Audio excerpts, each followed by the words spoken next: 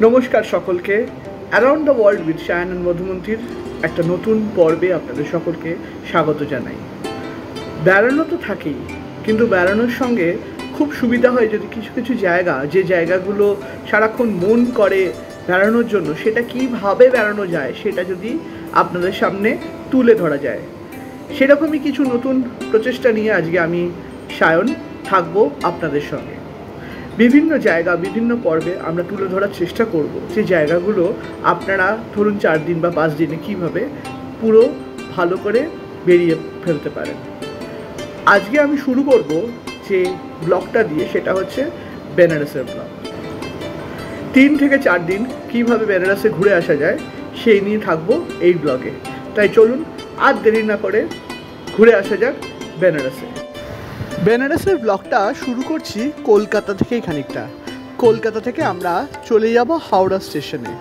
বলে রাখা দরকার, হাওড়া স্টেশন থেকে কিন্তু বেনারসের কিছু ট্রেন আছে যা মোগলসরাই অবধি যায়। ডাইরেক্টলি যেতে গেলে বিভূতি এক্সপ্রেসটা ধরাই সবচেয়ে ভালো। বিভূতি এক্সপ্রেস ছাড়ে সন্ধে 8:15 থেকে 8:20 এই সময়ের মধ্যে। টাইমটা অনেক সময় একটু ডিফার করে, তাই টাইম টেবিলে টাইমটা দেখে নেবেন। বিভূতি এক্সপ্রেসের একটা অ্যাডভান্টেজ হচ্ছে এটি খুব সুন্দর সময় ছেড়ে পরের দিন সকালে একটা মোটামুটি প্রপার টাইমে আপনাকে বেনারস পৌঁছে দেবে। ট্রেন থেকে নেমে বেনারসের প্রথম জিনিস যেটা করতে হবে সেটা হচ্ছে একটা ভালো হোটেল। দেখুন, বেনারসে বিভিন্ন হোটেল আছে। আপনি যদি ইন্টারনেটে সার্চ করেন তাহলে বেশ কিছু হোটেল যেগুলো গঙ্গার ধারে আছে সেইগুলোতে আপনারা থাকতে পারেন। আমি মোটামুটি বাজেট হোটেল যেগুলো 2,5-3 হাজার টাকা থেকে শুরু, সেরকম হোটেলের কিছু সন্ধান আপনাদেরকে দিচ্ছি। আপনারা যদি চান তার থেকে কম বা বেশি টাকায় সেইগুলো কিন্তু আপনারা পেয়ে যাবেন। গঙ্গার ধারে বেশ কিছু হোটেল, যেরকম হোটেল অলকা, এই হোটেলে কিন্তু বহু বাঙালিরা বহু বছর ধরে থাকছেন, আপনারা গিয়ে থাকতে পারেন। হোটেলের ভাড়াও কিন্তু মোটামুটি ওই 2.5-3-এর মধ্যে ঘর থেকে গঙ্গা দেখার একটা কিন্তু খুব সুন্দর আপনারা এখান থেকে উপভোগ করতে পারেন। কিন্তু এই জায়গাগুলোর একটা অসুবিধা আছে, সেটা আমি বলে দিতে চাই। সেটা হচ্ছে গোধুলিয়ার মোড়। গোধুলিয়া হচ্ছে বেনারসের একটা বিখ্যাত জায়গা। গোধুলিয়া মোড় থেকে আপনাদের কিন্তু এই পুরো পথটা খানিকটা পায়ে হেঁটে যেতে হবে। যাওয়ার সময় অসুবিধা নেই, ট্রেন মোটামুটি ঠিক টাইমে পৌঁছালে আরামসে যেতে পারবেন।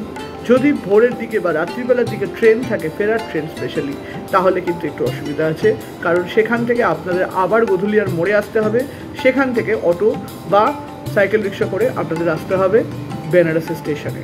এই জিনিসটা কিন্তু ভেবে আপনারা বুক করবেন। আমি একটা হোটেল আপনাদেরকে দেখানোর চেষ্টা করছি, আপনারা চাইলে এই হোটেলে থাকতে পারেন। আমাদের বেনারস স্টেতে আমরা ছিলাম এই হোটেলটিতে। হোটেলটির নাম হচ্ছে আরজে রেজেন্সি।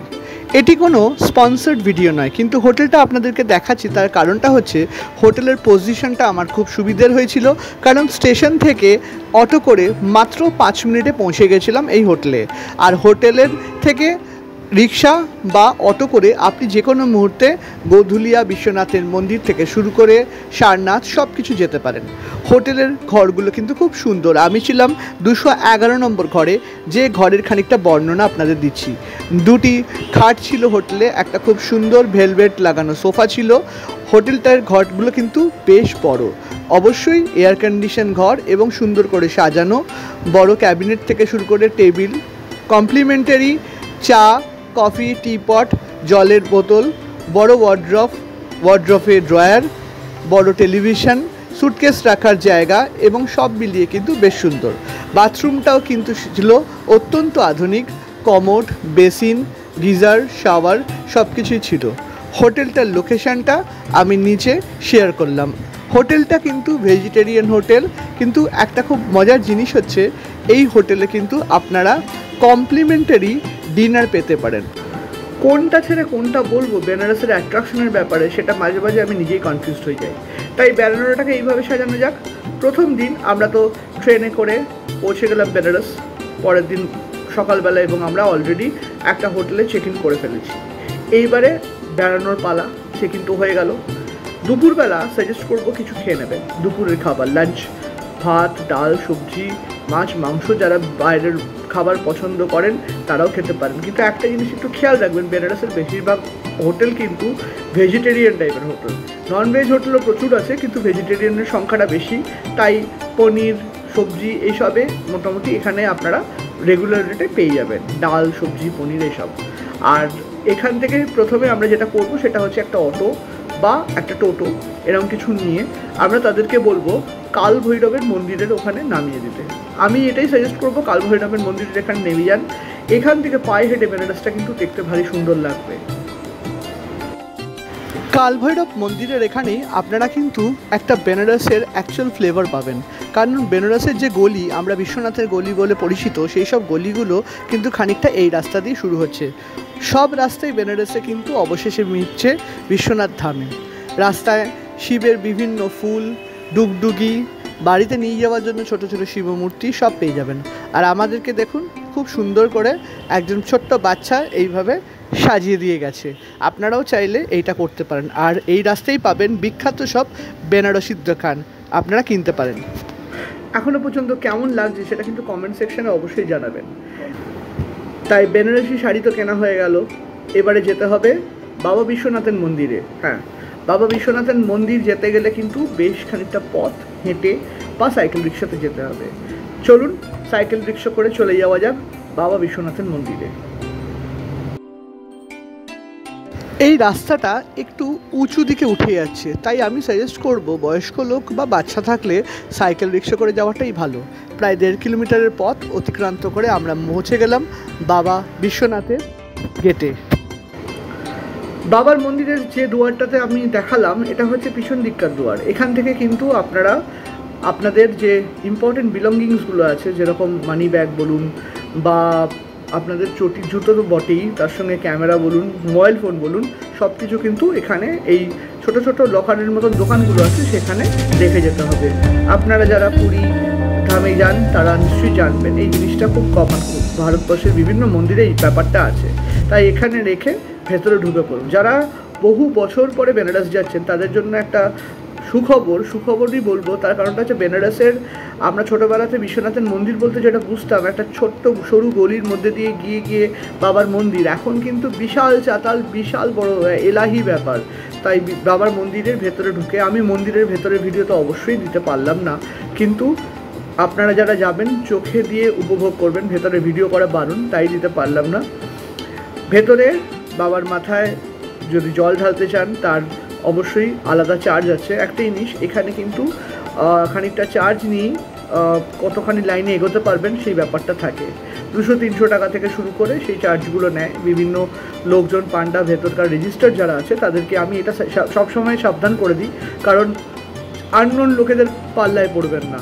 রেজিস্টার্ড যারা আছে তাদের জিজ্ঞেস করে নেবেন, একবার খবর নিয়ে নেবেন, করে তাদেরই টাকাটা দেবেন, তারা দর্শন করিয়ে দেবে তাদের মতন করে। আরও অনেক কিছু আছে মন্দিরের ভেতরে, সেগুলো দর্শন করা হয়ে গেলে আমরা এগিয়ে যাব পরবর্তী স্থানে। চলুন এবারে এগিয়ে যাওয়া যাক আমাদের প্রিয় গোধুলিয়ার দিকে। আমার সাজেশন বিশ্বনাথের মন্দির থেকে বেরিয়ে আপনারা যদি একটা রিক্সা নিয়ে নেন গোধুলিয়াটা কমফোর্টেবলি পৌঁছানো যায়, নাহলে হেঁটেও যাওয়া যায়। হেঁটে মোটামুটি পৌঁছোতে 7 থেকে 10 মিনিট লাগে, রিক্সাতে 2-3 মিনিটেই পৌঁছে যাওয়া যায়। আর প্রথমেই চোখে পড়বে কাশী ভান্ডার চাট, যার কথা পরে আসছি। গোধুলিয়ায় মানুষের ভিড় কিন্তু সবসময় লেগেই থাকে। এটি শুধু বারাণসী নয়, ভারতবর্ষের একটি বিখ্যাত জায়গা। আর এই গোধুলিয়া রাস্তায় সোজা চলে যাচ্ছে বিখ্যাত দশাশ্বমেধ ঘাটের দিকে। গোধুলিয়া রাস্তায় হাঁটতে হাঁটতে অনেক দোকান, অনেক খাবার দোকান হাতে পড়ে। আমি পরে বেনারসের বিভিন্ন খাবারের দোকানের কাছে আসব, কিন্তু চলুন আস্তে আস্তে এগিয়ে যাওয়া যাক দশাশ্বমেধ ঘাটের দিকে।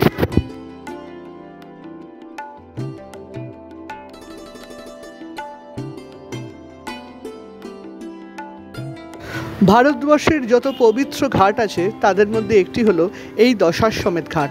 আর এখানকার বিখ্যাত হলো সন্ধ্যা আরতি। এই বেদিগুলোতেই সন্ধ্যা আরতি চলে, যা খানিকক্ষণের মধ্যেই শুরু হতে চলেছে। আর প্রতিদিন লক্ষ লক্ষ মানুষের ভিড় নেমে আসে এই সন্ধ্যা আরতি দেখার জন্য। চলুন বেশি দেরি করব না, সন্ধ্যা আরতি শুরু হতে চলেছে। আপনাদেরকে এবারে সন্ধ্যা আরতির কিছু মুহূর্ত দেখাই।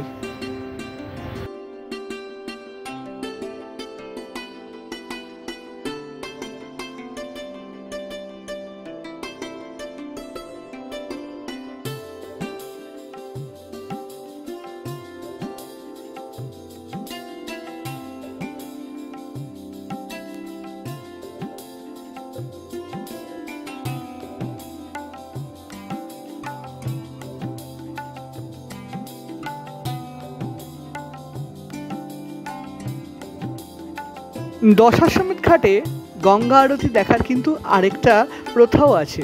সেটা দেখার আগে চলুন একটু নৌবিহার করে আসি, আর তার সঙ্গে আপনাদেরকে দেখাবো বিভিন্ন ঘাট।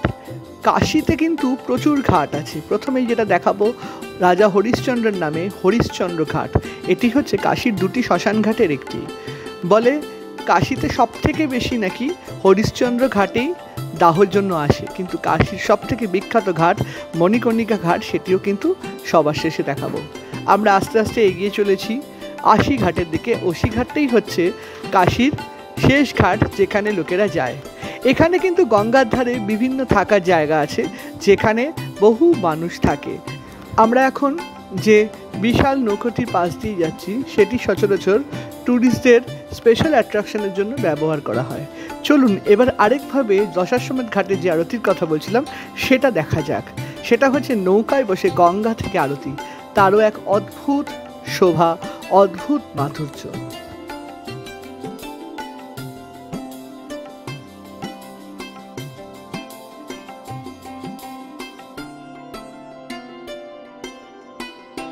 আর চলুন এবার আমরা দেখতে পাই কাশীর সব থেকে বিখ্যাত শ্মশান ঘাট মণিকর্ণিকা ঘাট।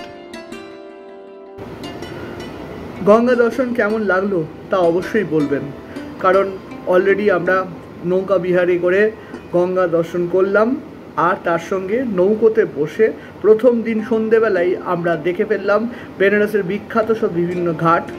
এখানে রাজা হরিশ্চন্দ্র ঘাট থেকে শুরু করে মণিকর্ণিকা ঘাটের কিছু মুহূর্ত আমরা দেখলাম গঙ্গা আরতি, বেনারসের বিখ্যাত দশাশ্বমেধ ঘাটের গঙ্গা আরতি আমরা উপভোগ করলাম। 3-4 দিন বেনারসে কমপ্লিটলি ঘুরে আসার প্রথম পর্ব আমি এখানে শেষ করছি। 2-3 দিনের মধ্যেই আসছে দ্বিতীয় পর্ব, আর দ্বিতীয় পর্ব শেষে থাকবে টোটাল খরচা। আমি পুরো ট্রিপটা কিন্তু বাজেট ট্রিপ করছি, প্রথমেই বলে রাখছি।